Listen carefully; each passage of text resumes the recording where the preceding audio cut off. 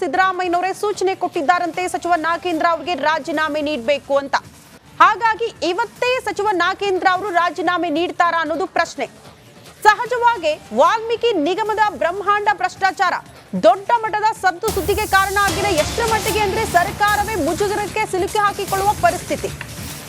ಒಂದು ಕಡೆ ವಿಪಕ್ಷಗಳಿಗೆ ಇದೇ ಪ್ರಮುಖ ಅಸ್ತ್ರ. ಈ ಹಿಂದೆ ಬಿಜೆಪಿ ಪಾಳ್ಯದಲ್ಲಿ ಇಂಥ ಅಕ್ರಮಗಳು ಬಂದಾಗ ಸಚಿವರ ತಲೆದಂಡ ಆಗಿರುವಂತಹ ಉದಾಹರಣೆ ಇದೆ. ಆಗ ಒತ್ತಡ ಹಾಕಿದವರು ನಿಮ್ಮ ನೈತಿಕತೆಯಲ್ಲಿ, ನಿಮ್ಮ ಸರ್ಕಾರ ಅಧಿಕಾರದಲ್ಲಿದೆ, ನಿಮ್ಮ ಸಚಿವರ ತಲೆದಂಡ ಯಾಕಾಗ್ತಾ ಇಲ್ಲ? ಭ್ರಷ್ಟಾಚಾರದಲ್ಲಿ ಅವರ ಹೆಸರು ತಳಕಾಕಿಕೊಂಡಿದೆ. ಸ್ವತಃ ಚಂದ್ರಶೇಖರನ್ ಆತ್ಮಹತ್ಯೆ ಮಾಡಿಕೊಂಡಿರುವಂತಹ ಅಧಿಕಾರಿ ಡೆತ್ ನೋಟ್ ನಲ್ಲಿ ಬರೆದಿಡ್ತಾರೆ ಮೌಖಿಕ ಆದೇಶ ಸಚಿವರದ್ದು ಅಂತ. ಆಗ್ಲೂ ಕೂಡ ಕ್ರಮ ಆಗಲ್ಲ. ವಾಲ್ಮೀಕಿ ನಿಗಮದ ಎಂಡಿ ಕೂಡ ವಿಚಾರಣೆಯ ಸಂದರ್ಭದಲ್ಲಿ ಹೇಳ್ಬಿಡ್ತಾರೆ ಸಚಿವರ ಆದೇಶ ಇತ್ತು ಸರ್, ಅದಕ್ಕೆ ನಾನು ಮಾಡಿದ್ದೀನಿ ಅಂತ.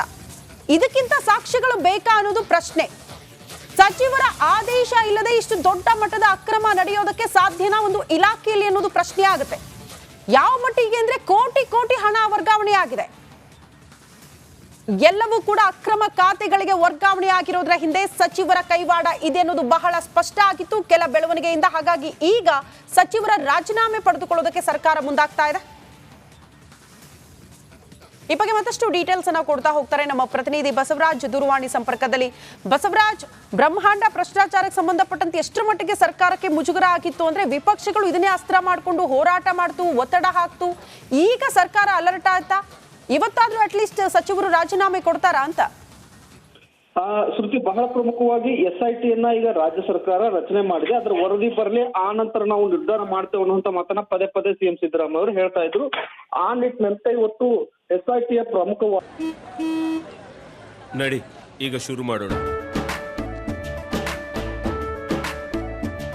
ಕೇಸರಿಯಿಂದ ಮನೋಲ್ಲಾಸ ಮನಸ್ಸು ಮತ್ತೇರಿ ಕುಣಿದಾಡಿದೆ ನೋಡು, ಮನಸ್ಸು ಮತ್ತೇರಿ ಕುಣಿದಾಡಿದೆ ನೋಡು. ಕ್ಷಣ ಕ್ಷಣವೂ ಆಚರಿಸಿ ಕೇಸರಿ ಹಬ್ಬ. ವಿಮಲ್ ಬಾಯಲ್ಲಿ ಹೇಳಿ ಕೇಸರಿ. ಪ್ರಾಥಮಿಕ ವರದಿ ಬಂದಂತೆ ಕಾಣಿಸ್ತಾ ಇದೆ. ಮತ್ತು ಜೊತೆಗೆ ವಿಪಕ್ಷವಾದಂತ ಬಿಜೆಪಿ ಪಟ್ಟನ್ನ ಸಡಲಿಸದೆ ಹೋರಾಟವನ್ನ ಮುಂದುವರಿಸ್ತಾ ಇದೆ. ಇವತ್ತು ರಾಜ್ಯಪಾಲರಿಗೆ ಭೇಟಿ ಮಾಡಿ ಒಂದು ದೂರನ್ನು ಕೂಡ ಕೊಡೋಕೆ ವಿಪಕ್ಷ ನಾಯಕರು ಸಿದ್ಧಾಗಿದ್ರು. ಈ ಹಿನ್ನೆಲೆಯಲ್ಲಿ ಮತ್ತೆ ಚುನಾವಣಾ ಫಲಿತಾಂಶವೂ ಕೂಡ ಬಂದಾಗಿದೆ.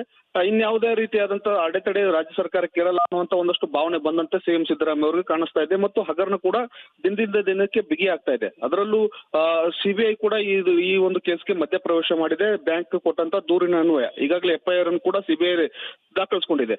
FIR CBI ಏನಾದ್ರೂ ಸಚಿವರನ್ನ ವಿಚಾರಣೆಗೆ ಕರೆದ್ರೆ ಅದು ರಾಜ್ಯ ಸರ್ಕಾರಕ್ಕೆ ಮುಜುಗರ ಆಗುತ್ತೆ ಅನ್ನುವಂತ ಭಾವನೆ CM ಸಿದ್ದರಾಮಯ್ಯ ಅವರಿಗೆ ಮತ್ತು ಸರ್ಕಾರಕ್ಕೆ ಬಂದಂತೆ ಕಾಣಿಸ್ತಾ ಇದೆ. ಆ ಮುಜುಗರದಿಂದ ತಪ್ಪಿಸಿಕೊಳ್ಳೋಕೆ CM ಸಿದ್ದರಾಮಯ್ಯ ಅವರು ಸಚಿವ ನಾಗೇಂದ್ರ ಅವರ ತಲೆದಂಡ ರಾಜೀನಾಮೆಯನ್ನು ಪಡಿಬೇಕು ಅನ್ನುವಂತ ನಿರ್ಧಾರಕ್ಕೆ ಬಂದಿದ್ದಾರೆ ಅನ್ನುವಂತ ಮಾಹಿತಿ ಲಭ್ಯವಾಗ್ತಾ ಇದೆ.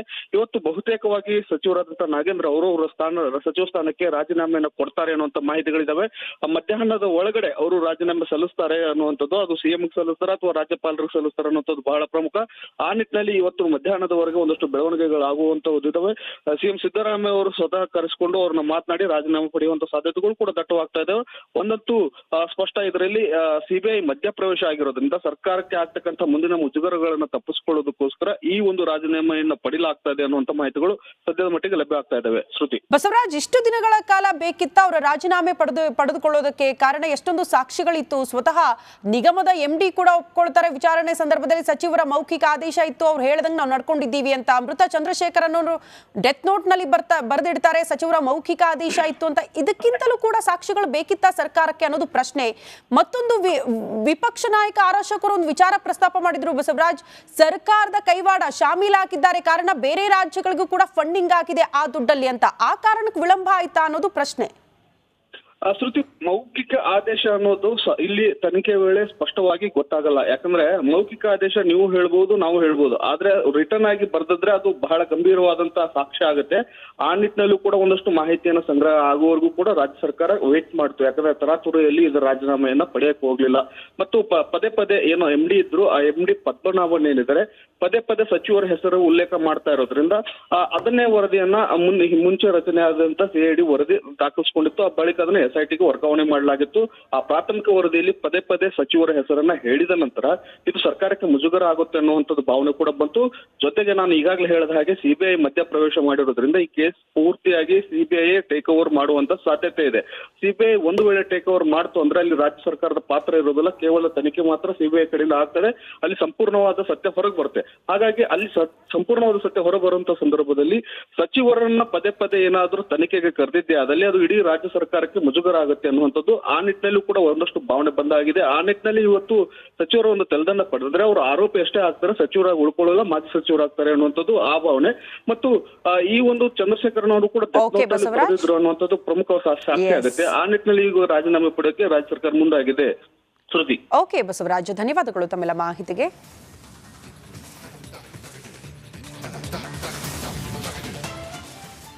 ಈಗ ಕರ್ನಾಟಕ ಎಕ್ಸ್‌ಪ್ರೆಸ್